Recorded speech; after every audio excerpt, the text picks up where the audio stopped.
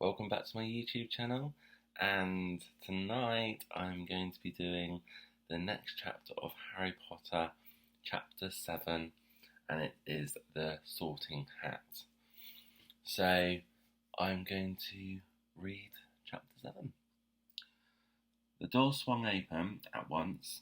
A tall black-haired witch in emerald green robes stood there. She had a very stern face, and Harry's first thought was that this was not someone to cross.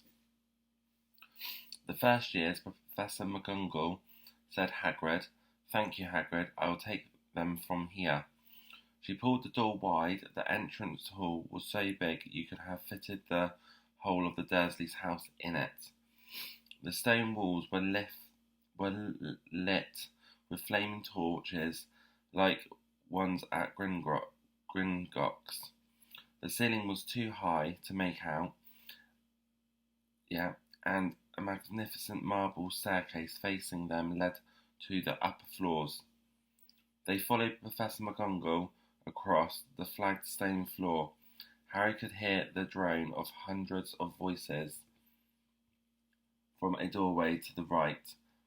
The rest of the school must already be here. But Professor McGonagall showed the first years into a small empty chamber of the hall.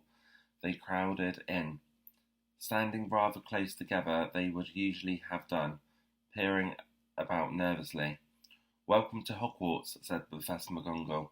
"The start of the term banquet will begin shortly, but before you take your seats in the guest hall, you will be sorted into your houses. The sorting is a very important ceremony.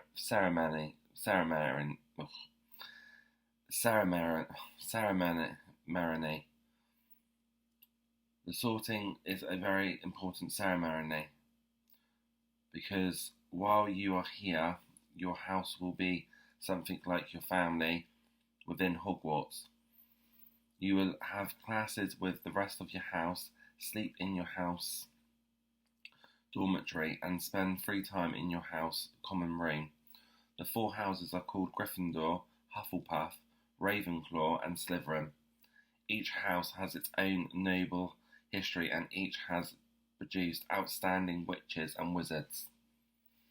While you are at Hogwarts, you will all earn your house points, while any rule breaking will lose house points. At the end of the year, the house with the most points is awarded the House Cup, a great honour.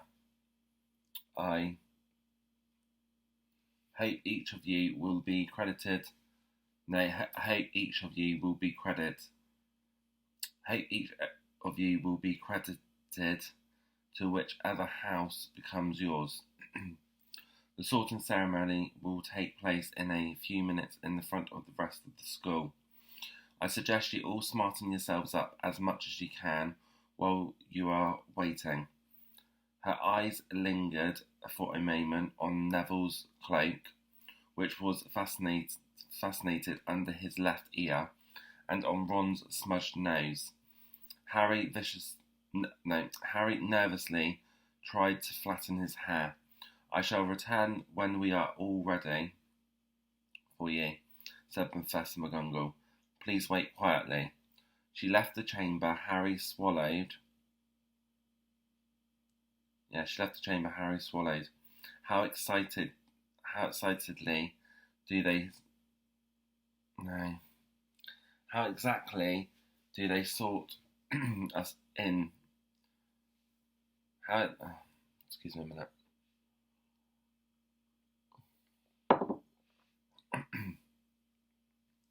How exactly do they sort us into houses?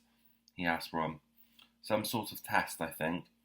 Fred said it hurts a lot, but I think he was joking. Harry's heart gave a horrible jolt. A test in front of the whole school, but he didn't know any magic yet. What on earth would he have to do? He hadn't expected something like this the moment they arrived. He looked around anxiously and saw that everyone else looked terrified too. No one was talking much except Hermione Granger, who was whispering very fast. about all of the spells she'd learned and wondering which one she'd need. Harry tried hard not to listen to her. He'd never been more nervous. He'd never been more nervous. Never. Not even when he had to take a school report home to the Dursleys saying that he'd somehow turned his teacher's wig blue. He kept his eyes fixed on the door. Any second now, Professor McGonagall would come back and lead him to his doom. Then something happened which made him jump about a foot in the air. Several people behind him screamed. "What the?" with a question mark. He gasped. So did the people around him. About 20 ghosts had just streamed through the back wall, pearly white and slightly transparent. They glided across the room, talking to each other and hardly glancing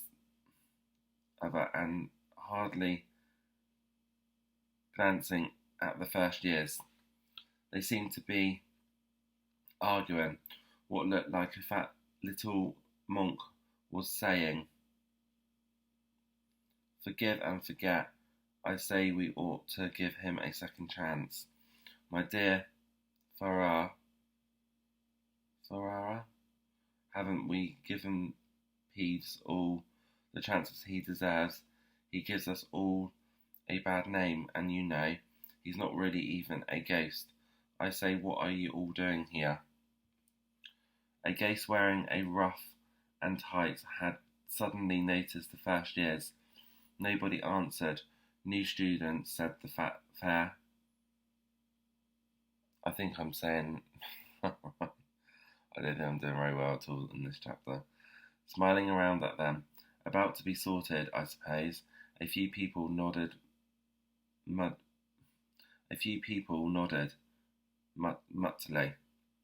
"Hope to see you in Hufflepuff," said the Farrer. My old house, you know. "Move along now," said a sharp voice. The sorting ceremony's about to start. Professor McGonagall had returned. One by one, the ghosts floated away through the opposite wall. Now from a line, Professor McGonagall told the first years, "And follow me." Feeling oddly as though his legs had turned to lead, Harry got into the line behind a boy with sandy hair, with Ron behind him, and they walked out of the chamber, back across the hall, and through a pair of double doors into the great hall. Harry had never even imagined such a strange and splendid place. It was lit by thousands and thousands of candles, which were floating in mid-air over 4 long tables, where the rest of the students were sitting. These tables were laid with glittering golden plates and goblets. At the top of the hall was another long table where the teachers were sitting. Professor McGonagall led the first years up here, so that they came to a halt in a line facing the other students, with the teachers behind them. The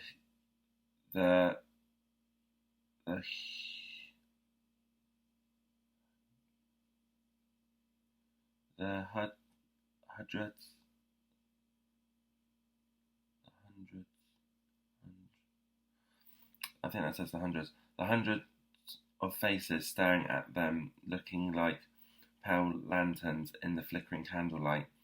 Dotted here and there among the students, the ghosts shone misty silver, mainly to avoid all the staring eyes. Harry looked upwards and saw a velvety black ceiling dotted with stars. He heard Harmony whisper, "It's bewitched to look like the sky outside. I read about it in Hogwarts. A history."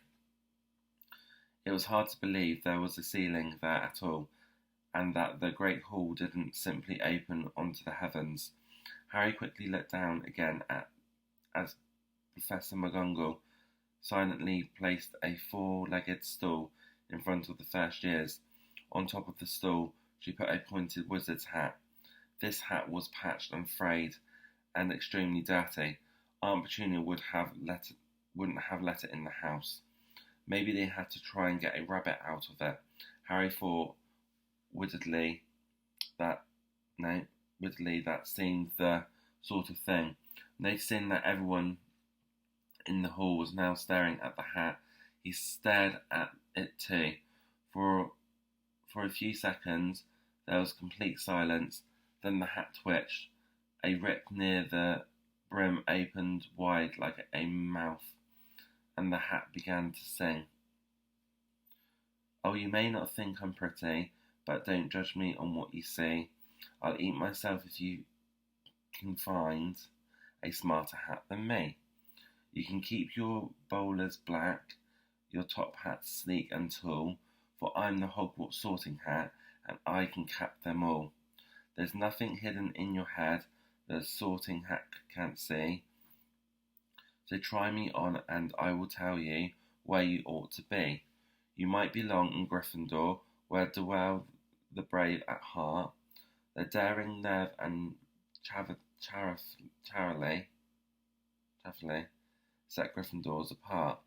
You might belong in Hufflepuff, where they are just and loyal. Those patient Hufflepuffs are true and unafraid of toll.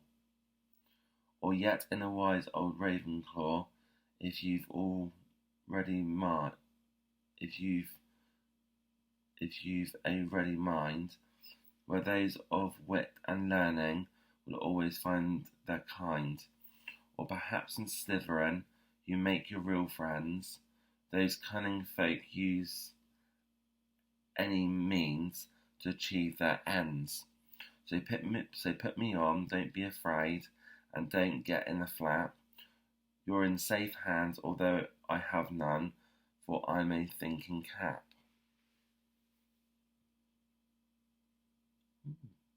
I don't think I'm doing that all well tonight.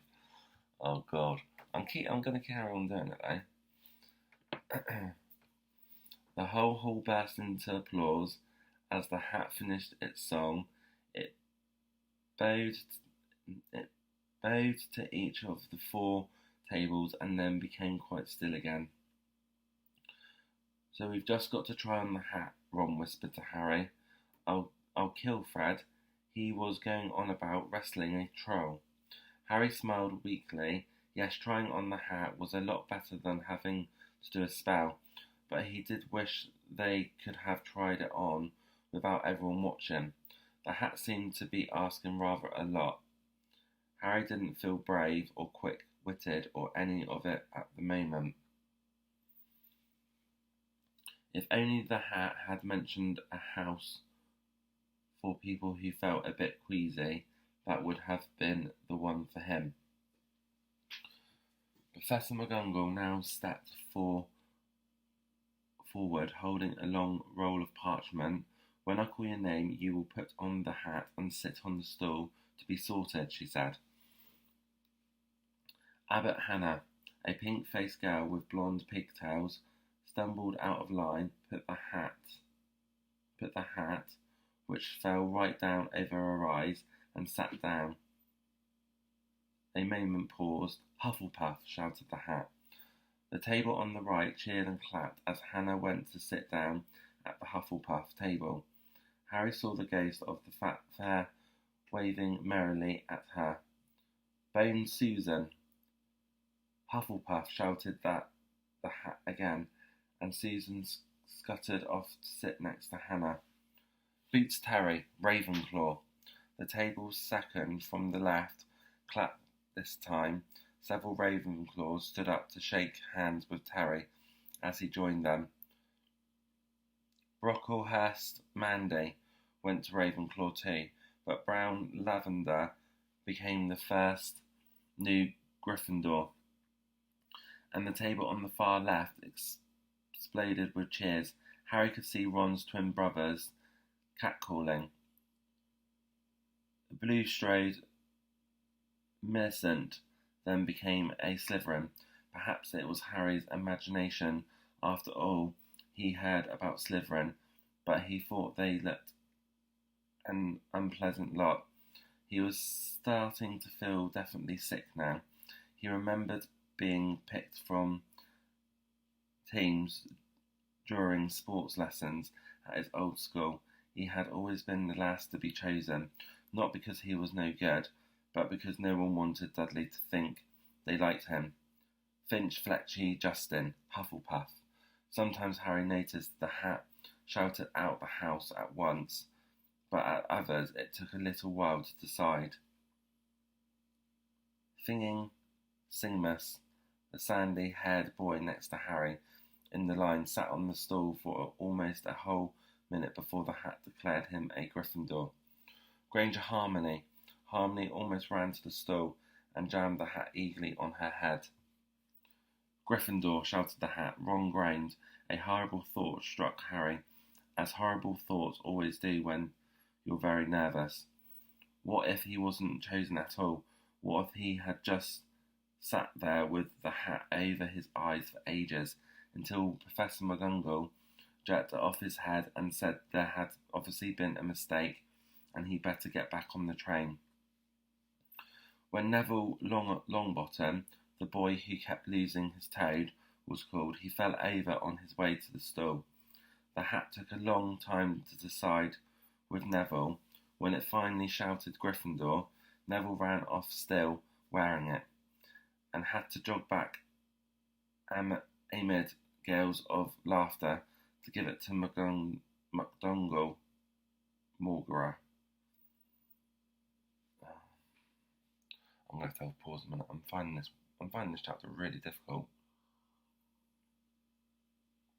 So, if you're still with me, thank you. I find it really difficult. Malfoy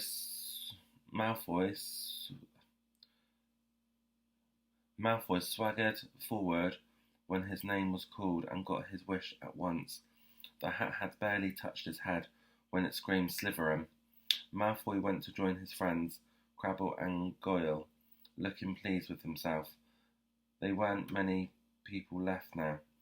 Moon, Knot, Parkinson, then a pair of twin girls, Petal and Petal, then Perks, Sally Ann, and then at last Potter, Harry.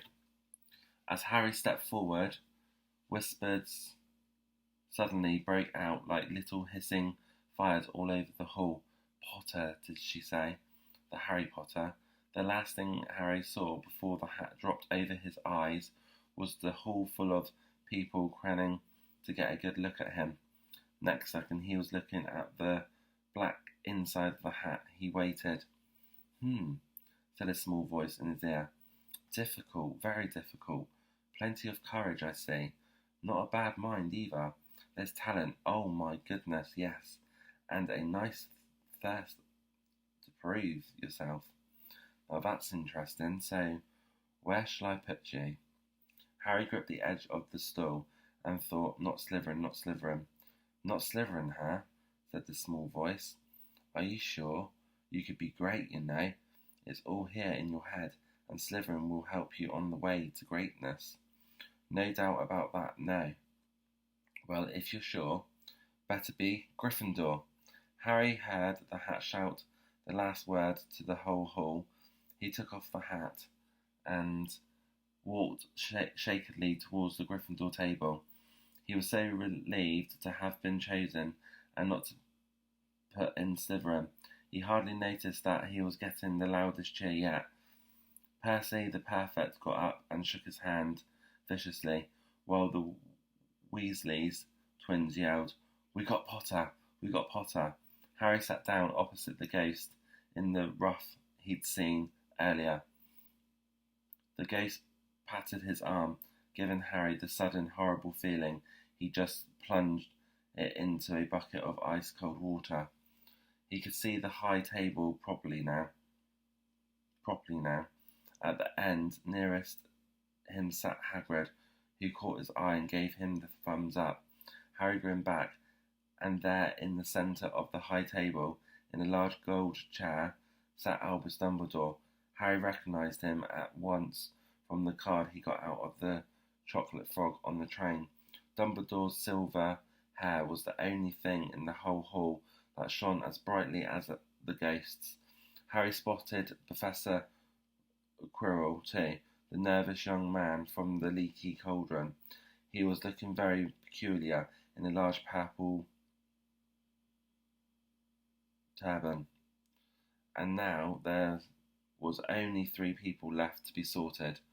Turpin Lisa became a Ravenclaw, and then it was Ron's turn. He was pale green by now. Harry crossed his fingers under the table, and a second later the hat shouted, "Gryffindor." Harry clapped loudly with the rest as Ron clapped into the chair next to him. "Well done, Ron. Excellent," said Percy Weasley promisely across Harry as Zipinder Blaze was made a Slytherin. Professor McGonagall rolled up her scroll and took the sorting hat away.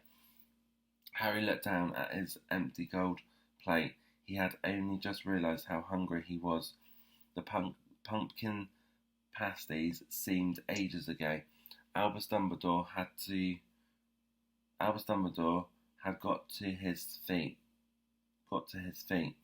He was beaming at the students, his arms open wide, as if nothing could have pleased him more than to see them all there. "Welcome," he said. "Welcome to a new year at Hogwarts. Before we begin our banquet, I would like to say a few words, and here they are.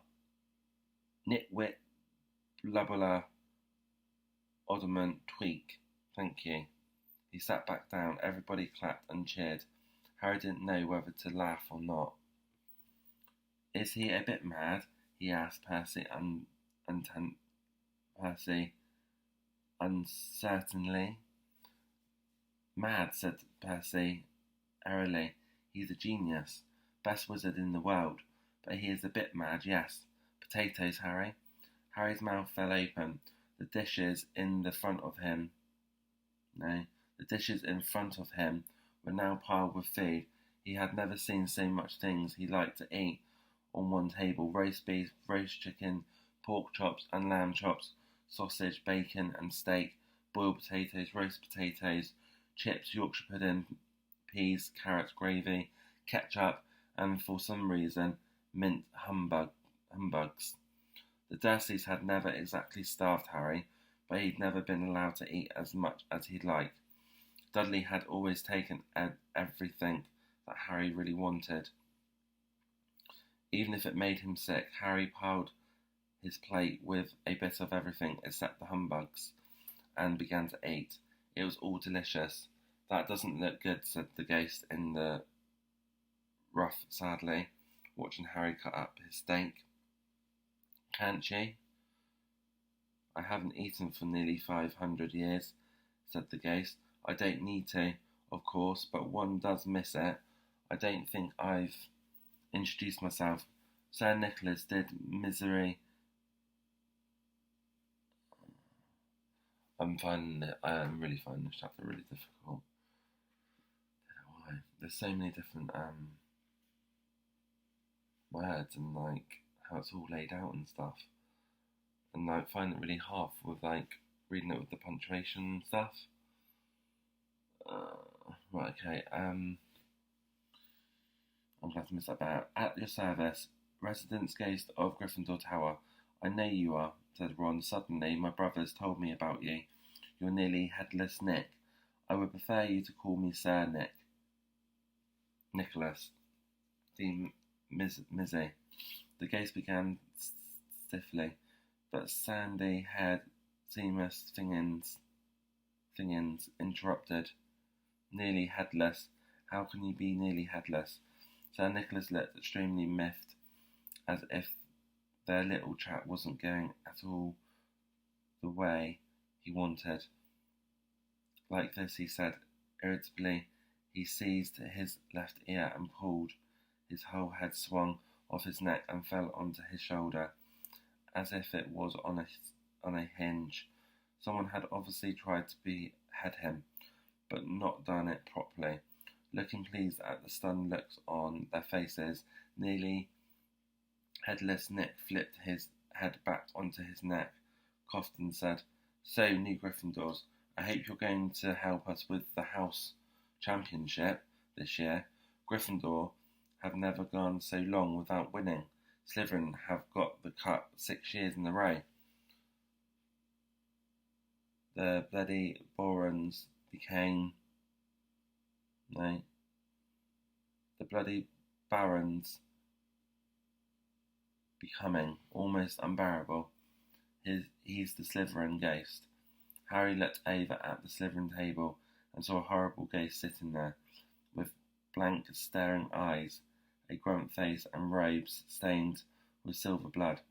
He was right next to Malfoy, who, Harry was pleased to see, didn't look too pleased with the seating arrangements. "How did he get covered in blood?" asked Seamus with great interest. "I never asked," said nearly headless Nick declared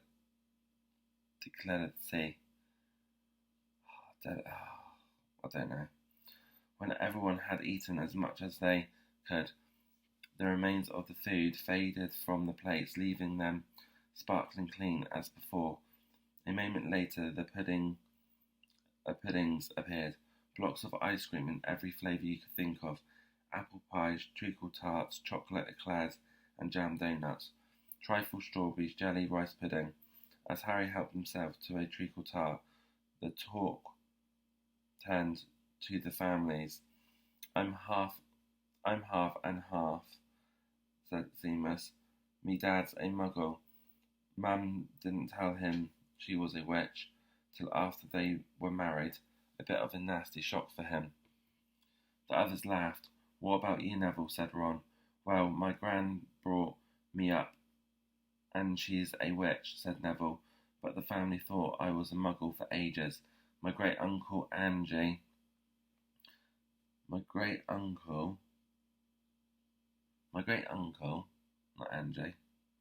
that didn't make sense.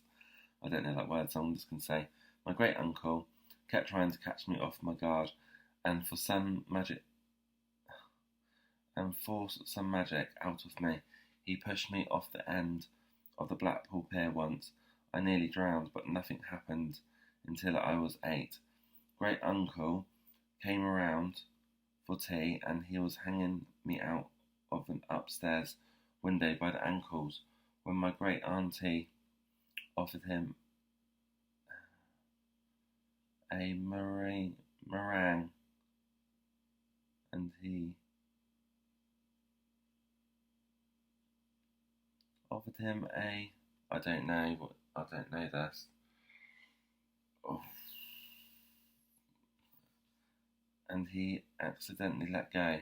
So he's often something and accidentally let go, but I don't know what it said. But, well, I'm reading it, but I don't know how to pronounce it.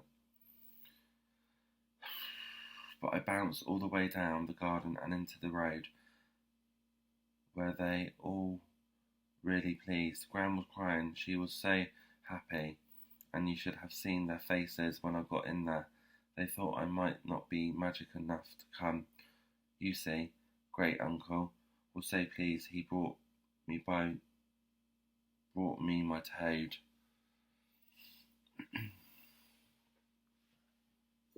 I'm really struggling.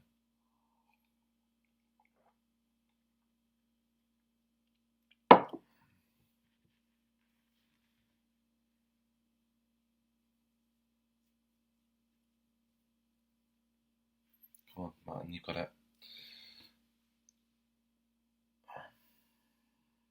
Brought me my toad. On Harry's other side, Percy, Weasley and Hermione were talking about lessons. I do hope they start straight away. There's so much to learn. I'm practically interested in transfiguration, turning something into something else, of course. It's supposed to be very difficult. You'll be starting small, just matches into needles and that sort of thing. Harry, who was starting to feel warm and sleepy, looked up at the high table again. Hagrid was drinking deeply from his goblet. Professor McGonagall was taking... No. Why do I keep putting words in there?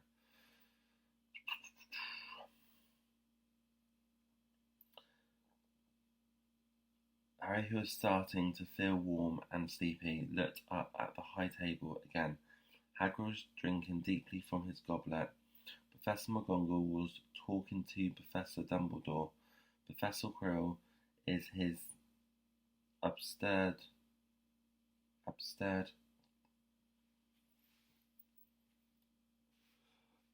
Professor McQuirrell, in his upstairs turban, was talking to a teacher with greasy black hair, a hooked nose, and sallow skin.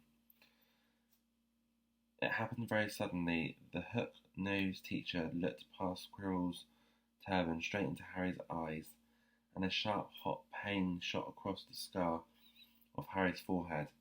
Ouch! Harry clapped a hand to his head. What is it? Asked Percy. Nothing. The pain had gone as quickly as it had come. Harder to shake off was the feeling Harry had gotten from the teacher's look, a feeling that he didn't like Harry at all. Who's that teacher talking to Professor Quirrell?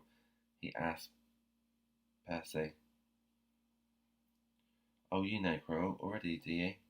No wonder he's looking so nervous. That's Professor Snape. He teaches potions, but he doesn't want to. Everyone knows he's after Quirrell's job. Knows an awful lot about the dark arts, Snape. Harry watched Snape for a while, but Snape didn't look at him again. At last, the puddings too disappeared, and Professor Dumbledore got to his feet again. The hall fell silent. Ahem. Just a few more words now. We are all fed and watered. I have a few start of term notices to give you. First years should note that the forest in the grounds is forbidden to all pupils, and a few of our older students would do well to remember that as well. Dumbledore's twinkling eyes flashed in the direction of the Weasley twins. I have also been asked by Mr. Flinch, the caretaker, to remind you all that no magic should be used between classes in the corridors. Quidditch trials will be held in the second week of term. Anyone interested in playing for the house teams should contact Madame Hooch. And finally, I must tell you that this year, the third floor corridor on the right-hand side is out of bounds to everyone who does not wish to die a very painful death. Harry laughed, but he was one of the few who did. He's not serious, he muttered to Percy. Must be, said Percy, frowning at Dumbledore. It's odd, because he usually gives us a reason why we're not allowed to go somewhere. The forest's full of dangerous beasts. Everyone knows that. I do think he might have told us perfects at last.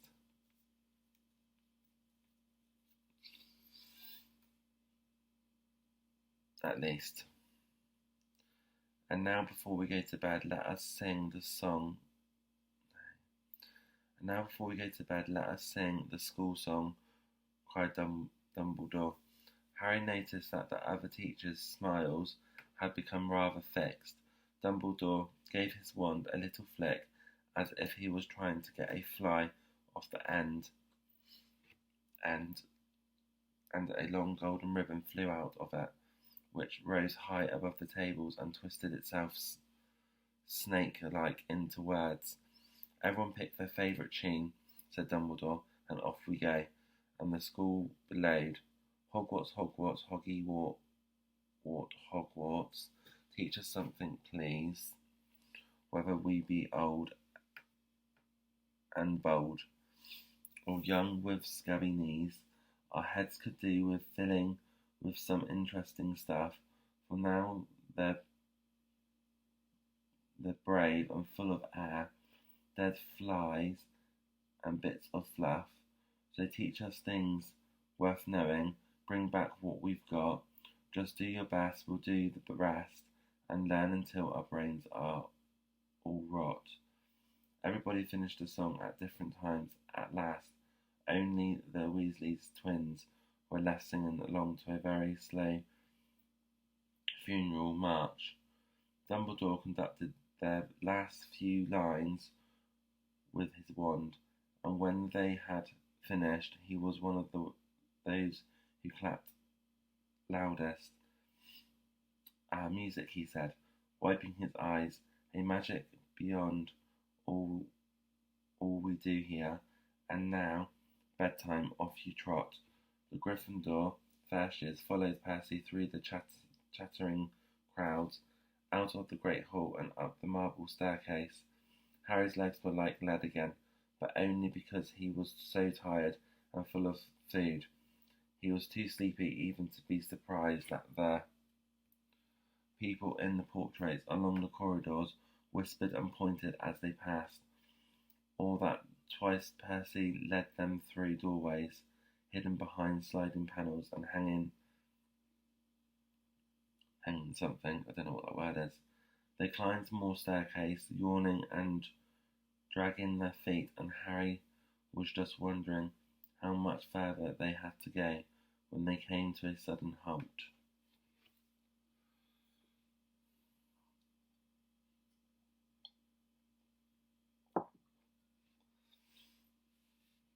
A bundle of walking sticks was floating in mid-air ahead of them, and Percy took a step towards them. They started throwing themselves at him. Peace, Percy whispered to the first years. A poltergeist, he raised his voice. Peace, show yourself. A loud, rude sound like the air being let out of a balloon answered. Do you want me to go to the bloody Baron? There was a pop, and a little man with whipped dark eyes and a wide mouth appeared, floating cross-legged in the air, clutching the walking sticks. Oh, he said with an evil cackle. Ickle thirsties, what fun! He swooped suddenly at them. They all ducked. Go away, Peas, or the Baron will hear about this. I mean it, barked Percy. Peeves stuck out his tongue and vanished, dropping the walking sticks on Neville's head. They heard him zooming away, rattling coat of armour as he passed. You want to watch out for Peeves, said Percy. As they set off again. The Bloody Baron's the only one who can control him. He won't even listen to us perfects. Here we are. At the very end of the corridor hung a portrait of a very fat woman in a pink silk dress. Password, she said.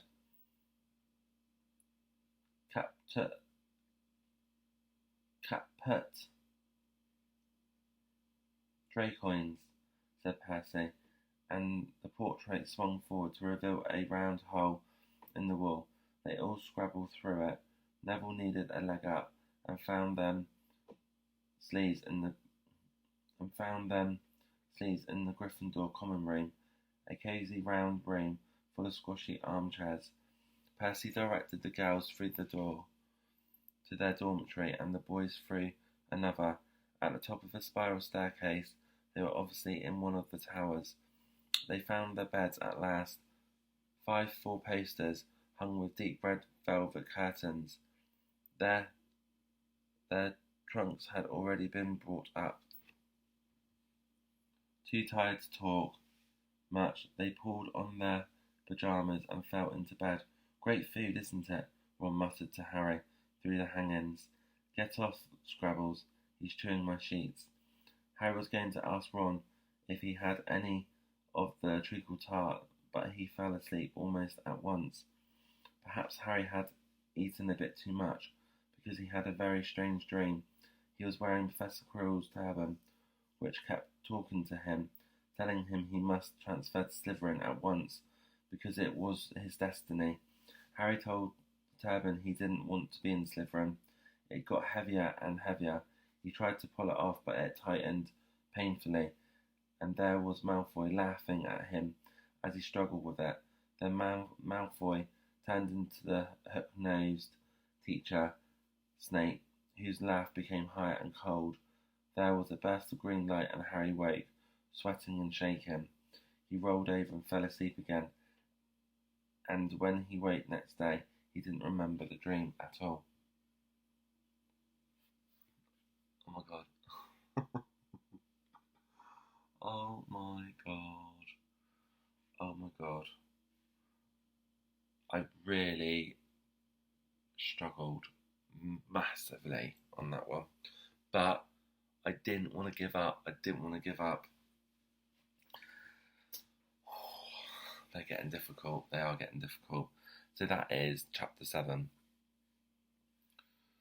So my next chapter will be chapter 8. The Potions Master. That'd be interesting. So, last night, I didn't think that was too bad. But that chapter, oh my god. So if you're still with me watching, thank you.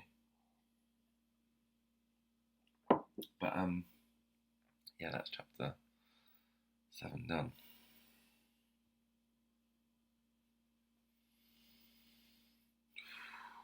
But I done it. I didn't give up. I done it. And I done it for you all. So, yeah, so that's chapter 7. And I hope you like that video. And, yeah, I really, really struggled. But I didn't give up. I carried on doing it. So, that is my video for tonight. Thank you for watching. Please give me a like. If you're new to my channel and you've just watched this video and you're thinking, okay, please subscribe. And I've got a lot more videos on my channel. But yeah, with this, I just want to face my fears or reading out loud. And I must admit, I massively struggled tonight. Massively. But I done it. So, thank you all so much for your continued support and your love. And yeah, just thank you ever so much. I'm really grateful. So give me a thumbs up, press the bell for more notifications, and if you're new to my channel, please subscribe. And if anyone else out there is struggling to read, please share my videos to them, and let's all help one another. And thank you for the lovely kind comments through my reading. And I do struggle, but it's okay. You know, we'll all get there. And yeah, that's it. Right, thank you for watching, and I'll see you soon.